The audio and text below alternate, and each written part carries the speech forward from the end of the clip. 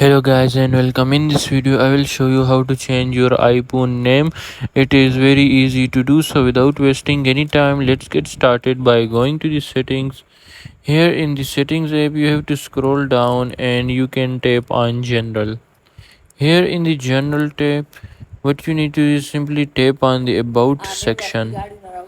In the about section you can see the name in the top.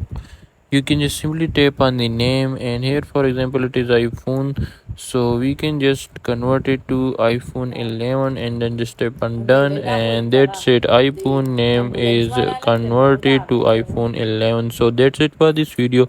Make sure to like and subscribe for more. Until next time, see you soon in another video.